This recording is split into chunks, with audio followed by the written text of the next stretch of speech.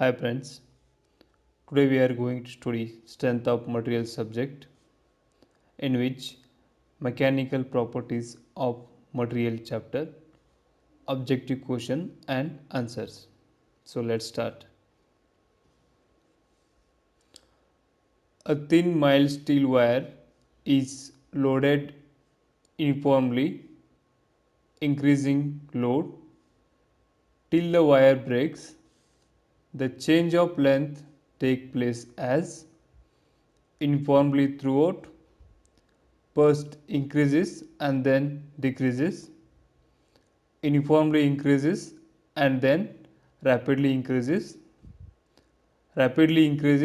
and then uniformly increases. Here the question is, we have a mild steel wire which is loaded, and here load is going to increase uniformly, and it is kept on loading till the wire breaks. So they are asking change of length take place as out of these four options. So here we have a stress strain curve as well as load versus extension, that is change of length curve here. Up to the elastic limit, the extension here is uniform. Once the elastic limit is crossed, the length will start to increase rapidly in this graph, in this portion. Therefore, the option C is correct option.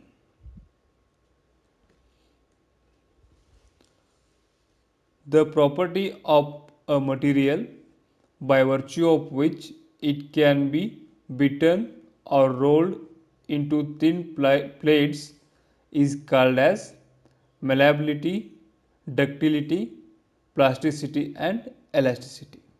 So they are asking which property of the material by virtue of which it can be beaten or rolled. It can be beaten or rolled into thin plates. So here we have four options. So first look out this. Malleability is a substance ability to deform under pressure, that is compressive stress. If a malleable material may be flattened into thin sheets by hammering or rolling, therefore the property is malleability. Whereas ductility is a ability to deform under uniform tensile stress. This is the property in the ductility. Therefore, this is wrong answer. Plasticity is also a wrong answer. Elasticity is also a wrong answer. Hardness is resistance to indentation, scratching, abrasion, all of above. So let's know what is the hardness. Hardness is defined as the ability of a material to resist plastic deformation, usually by indentation. The term may also refer to resistance to scratching, abrasion, cutting and penetration. So we have indentation, that is in the hardness, as well as scratching is also there and abrasion is also there. Therefore option D is correct option. Strain is defined as the ratio of change in cross section to original cross section.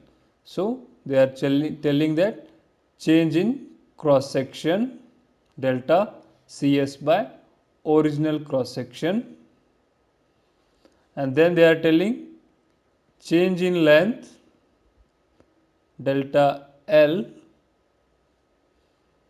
to original length, that is L, and then change in volume to original volume, change in volume to original volume. So all up above. So strain is comes under all of these, that is change in cross section by original cross section, change in length by original length, change in volume by original volume. Therefore option D is correct option.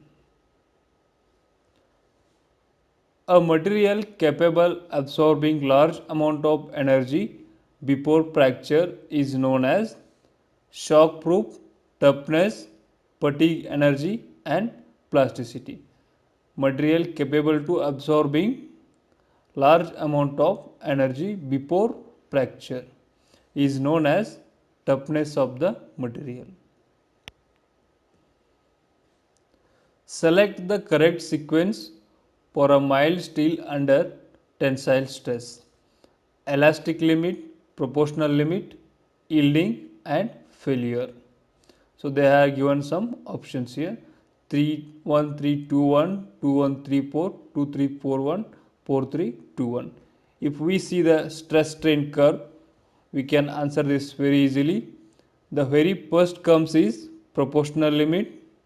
So we have proportional limit as option 2, and then elastic limit, so 1, and then there is a upper yield point and lower yield point, so that comes under yielding, that is 3. So 2 1 3, and then failure or fracture, that is in the end stage, that is 4. So 2 1 3 4 is the correct option, that is option B. Impact strength of a material is hardness, toughness, creep, none of above. So impacting means suddenly applying load on a particular object. So there is some mass m here, we are suddenly dropping on this particular element. So this loading is called impact loading. So impact strength is a toughness of that material. During a tensile test of a specimen of 2 centimeter square cross section area, so area given here is 2 centimeter square. Maximum load is 100 kilonewton. So I can write this as F maximum is equal to 100 kilonewton, and area of cross section at neck is 55 centimeter square. So area of cross section at neck is 55 centimeter square. UTS, ultimate tensile strength of specimen, is 580 megapascal, 400 megapascal, 550 megapascal, 440 megapascal. So we have ultimate tensile strength equal to maximum load to the cross section area, that is initial cross section area. So we have maximum load is 110 kilonewton. So we convert this into Newton. So 100 into 10 raised to 3, whereas cross section area is 2 centimeter square, that is in meters it is 2 into 100. So once we calculate, this value is 550 megapascal. Therefore option C is correct option. A material which has identical properties in all direction is homogeneous material, isotropic material, elastic material or orthotropic material. So here a homogeneous material has a same properties at every point.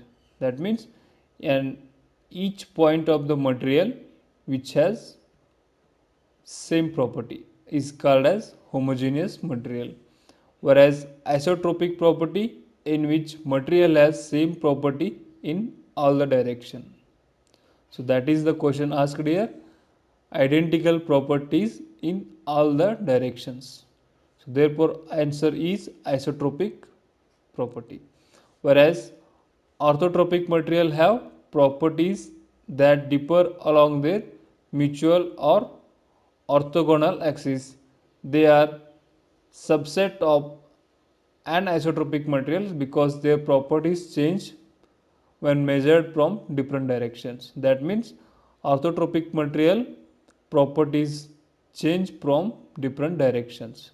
Therefore, orthotropic property is also wrong option, and elastic property is property which allows to material to get behave as a elastic. Therefore, this is also a wrong answer. Therefore, option B is correct option. Young's modulus is defined as the ratio of lateral stress to the lateral strain, volumetric stress to volumetric strain, longitudinal stress to lateral strain, longitudinal stress to longitudinal strain. Yes, Young's modulus is defined as longitudinal stress to the longitudinal strain, and here these options are wrong options.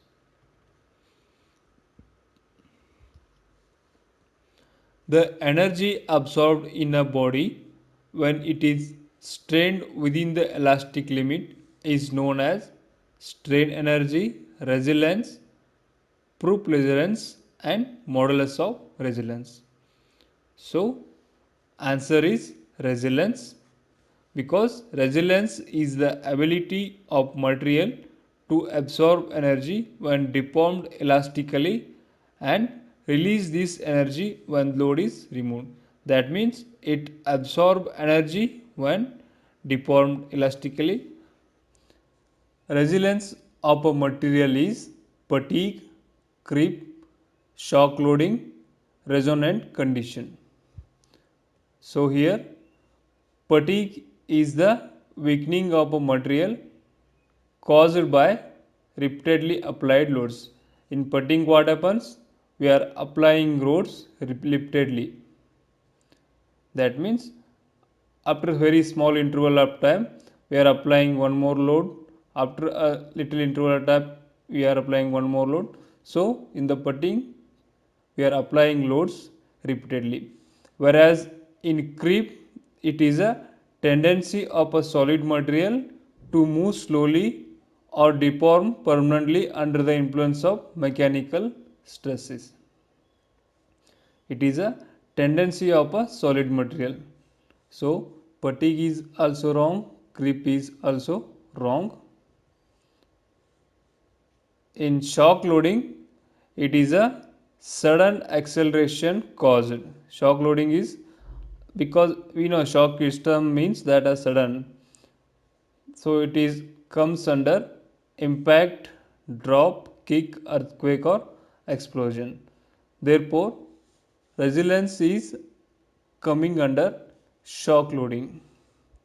So whereas in resonance is a phenomena in which vibrating system or external forces drives another system to oscillate with greater amplitude at specific frequencies. Therefore, resonance condition is also wrong option.